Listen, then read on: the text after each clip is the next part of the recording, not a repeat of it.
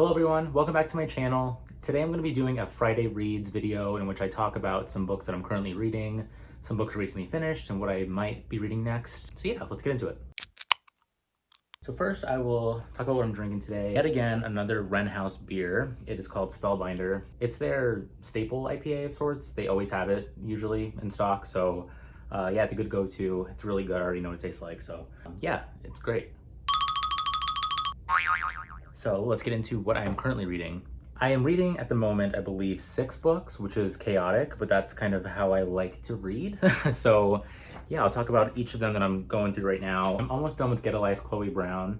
I picked this one up because of Kat from Paperback Dreams was ranting about it in a recent video, and she loved it, and so I decided to give it a shot. I don't usually read romances or rom-coms of any sort. I usually, I think the only one I've read is Red, White, and Royal Blue before this one, and I'm actually surprised by how much I like it. It's really cute and cheesy, but it also talks about some important issues such as chronic illness and coming out of an abusive relationship and the challenges that presents when you're trying to find someone new that's better for you. Yeah, so I thought this was really good so far. I think I have like 100 pages left.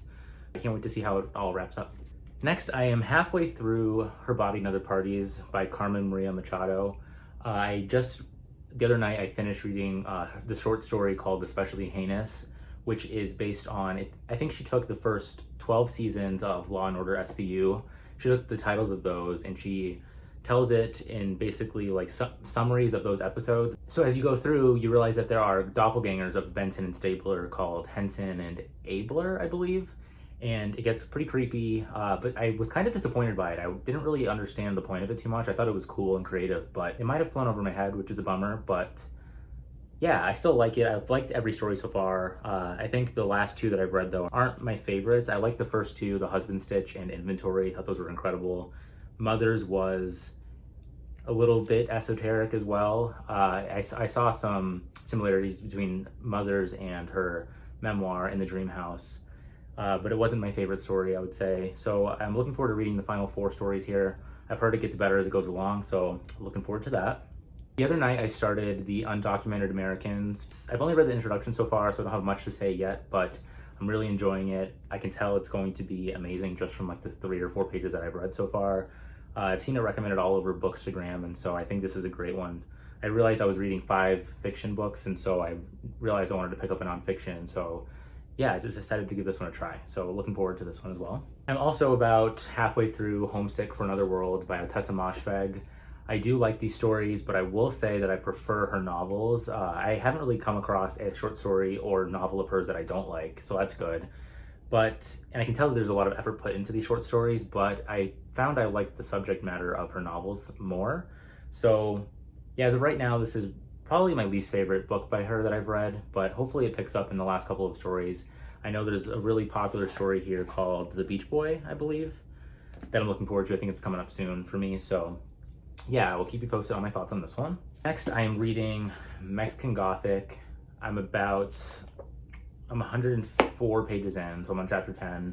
I'm reading this for a book club. I really like this one. I was kind of surprised. I don't usually like Gothic, like horror novels, really. I haven't come across one that I really like. I've been wanting to read Rebecca. That probably would have been a good book to read before this one, just to understand Gothic a little bit more. But I really like this. The writing's really great. It's a bit of a slow burn so far, but it seems to be getting creepier as it goes along, and it's picking up a bit. So I can't wait to see where this one goes. I've heard it takes a pretty crazy turn, has a good ending, so yeah, it hasn't been spoiled for me, so I really don't know. And finally, I am reading How Much of These Hills is Gold by C-Pam Zhang.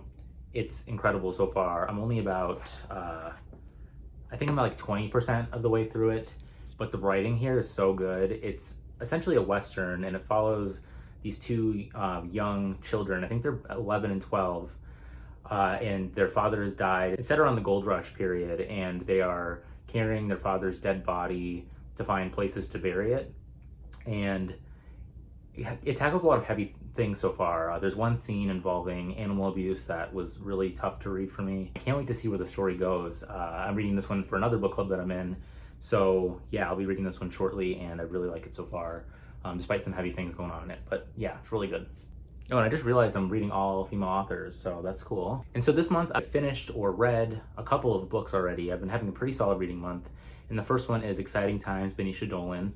I posted a review of this a couple of days ago, and so I'll leave a link here, I think, if I know how to do that. But yeah, I really love that book. If you like Sally Rooney, you'll probably like this one as well, but I feel like they both have their own strengths as writers, and I really enjoyed Nisha Dolan's dissection of language throughout to highlight interesting things going on in a love triangle of sorts. But it's way more than just like a romance plot, I would say. It's built a lot into being a millennial and trying to find yourself.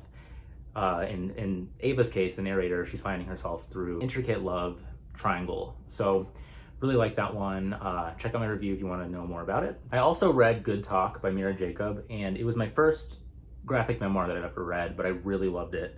It is very timely right now, and it talks about Mira Jacob's experience as an Indian woman in America, and she has various conversations with people, most notably with her son, who I believe is between like 4 and 6 years old, and he's super funny and smart and asks the questions that are very difficult for a parent to answer when we're in an extremely racist society, and trying to explain that to a young child in a sensitive way, in a way that he'll understand for his age. It talks about the election of Trump. She talks about how her husband's parents voted for Trump and how she had to deal with that and feeling, very understandably scorned by family voting for a man who's completely against her and her family. And so, yeah, there's just so many interesting things presented here, and I think it's a very accessible book too.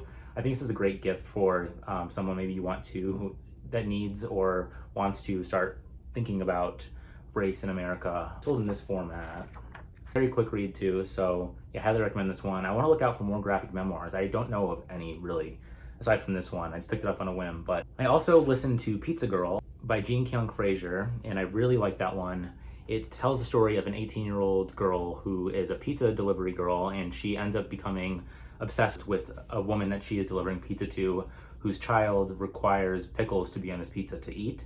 And so she goes out of her way to make sure the pizza has pickles on it, and she's pregnant, and you understand why she is obsessed with this woman who she's delivering pizza to, and you see kind of her disintegration and coming to terms with her father's recent death and the impact that has on her. And I just thought it was a beautiful book. It was at times kind of funny, but it was ultimately pretty heavy, but it was all handled very delicately, and it was just a great listen. Highly recommend that one, and the cover is very cool too. What else did I read? I can't remember. I also read Pew by Catherine Lacey, which releases this month, and I'm kind of bummed because I did not like this book that much. I found it's a very quick read, and I love the premise. A young adolescent comes to this town in which people don't know their age or gender or race, and this causes a lot of strife within the community, trying to figure out what this character is and how identity ends up causing some craziness that goes on in the community. But while I really liked that idea and I thought it was going to be something that I absolutely love, I found it was a pretty slow throughout and kind of repetitive, in which people are telling their secrets and they're just ranting to, the character's name is Pew. Pew listens and learns about the community they find themselves in, and it was really cool because the premise, it feels a little bit like Shirley Jackson, like it's pretty mysterious, and it's all building up to something that's coming at the end of the novel.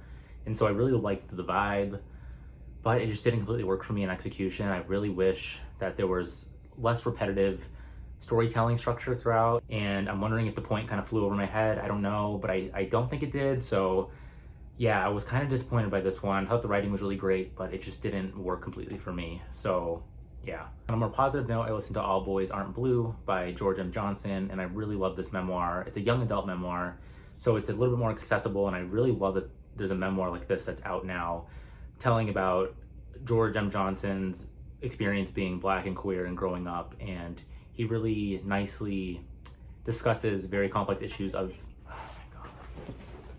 I think it's a very great book for a young adult audience to accessibly talk about these issues, and I really wish I had found a book like this when I was younger. I don't really recall ever finding something that would have been this enlightening for me as a young queer person myself. So yeah, I love this book, and I really hope many young adults read it. I think it's doing pretty well too. So yeah, I highly recommend that one. It's a pretty short read too. So for the rest of my month and maybe going into August, this is my tentative TBR.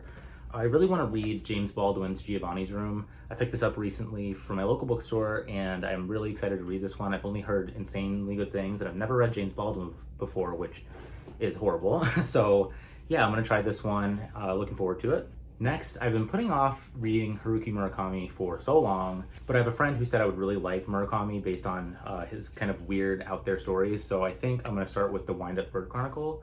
If you think there's another one I should start with, let me know, because I know his books are kind of strange, so I don't know if there's one that's like a good intro point for Murakami, but yeah, so I'll probably start with this one unless someone steers me in another direction. Next, I will likely read McGlue either this month or next month. It's a very short novella by Ottessa Moshfegh. After I finish the short story collection by her, I'm gonna read this one and then I'll have read all of her work, and I'll probably do a video after that talking about all the books and how I rank them and any thoughts that I have or parallels that I see between all of them. So yeah, looking forward to this one. Next, I know many people are doing Jane Austen July, and so I realized I had never read Jane Austen. I was never assigned like Pride and Prejudice in high school. So I picked up this cool copy of Emma.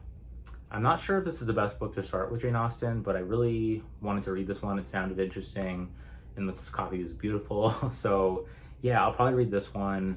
Again, if you have another Jane Austen that you think I should read first, maybe Pride and Prejudice, I know it's her most popular book, I think. Yeah, but otherwise I'll probably start with this one. I really want to give her a try and read some more classics. I haven't read like any classics this year, so yeah, I'll give Jane Austen a shot. And finally, I want to try Deacon King Kong by James McBride. It's shiny because it's a library copy.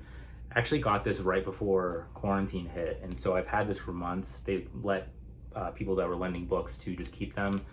Now they're back open, so now the time's ticking for me before I have to return this, so I want to get to this. I've heard only insane things about this. I know it's now an Oprah's Book Club pick, so yeah, I want to read this before I have to return it. And so that about wraps up what I've read this month, what I'm currently reading, and what I plan to read for the rest of July. If you like this video, give it a like and subscribe. I really appreciate all of you that have subscribed so far. Until next time, cheers.